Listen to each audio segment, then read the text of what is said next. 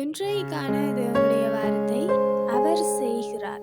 யோபு 5ஆம் அதிகாரம் 9ஆம் வசனம் சொல்லுது, ஆராய்ந்து முடியாத பெரிய காரியங்களையும் எண்ணி முடியாத அதிசயங்களையும் அவர் செய்கிறார். நம்முடைய தேவன் எப்படிப்பட்டவர் என்று சொல்லி எங்களுக்கு தெரியும். அவர் ஆராய்ந்து முடியாத பெரிய காரியங்களை செய்வார் என்றும் எண்ணி முடியாத அதிசயங்களை செய்வார் என்றும் எங்களுக்கு தெரியும். தேவன் ஒரு காரியத்தை இவ்வாறாக இருந்தால், தேவன் ஒரு கதவை திறப்பாராக இருந்தால், அதை யாராலும் அடைக்க முடியாது. அந்த காரியத்தை யாராலும் தடுக்கவும் முடியாது. உண்மையில் தேவன் செய்கிறதான காரியம் இது எப்படி ஆனதென்று சொல்லி வியந்து நிற்கிற அளவுக்கு இருக்கும். எங்களுடைய வாழ்க்கையில இந்த காரியம் என்னமாய் முடியுமோ, எங்கு சென்று சேருமோ என்று சொல்லி நாங்கள் நினைத்து கொண்டிருக்கிறதான விடயங்களை தேவன் ஆராய்ந்து முடியாத அளவுக்கு செய்கிறார்.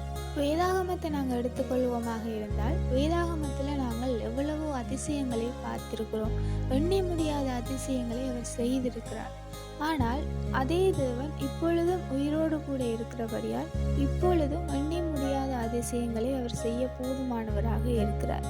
எங்களுடைய வாழ்க்கையில காரியம் எதுவாக இருந்தாலும், யார் என்ன சொன்னாலும் நம்புறதுக்கு ஒன்றுமே இல்லை என்றாலும் கூட நாங்கள் தேவனிடத்தில் அந்த காரியத்தை ஒப்பு கொடுத்துட்டு தேவனை நோக்கி பார்த்து கொண்டிருப்போமாக இருந்தால், அவர் ஆராய்ந்து முடியாத பெரிய காரியங்களையும் எண்ணி முடியாத அதிசயங்களையும் செய்ய போதுமானவராக இருக்கிறார். ஆகையால எந்த காலத்திலையும் நாங்கள் நம்பிக்கையை இழக்கக்கூடாது. Have a hopeful day.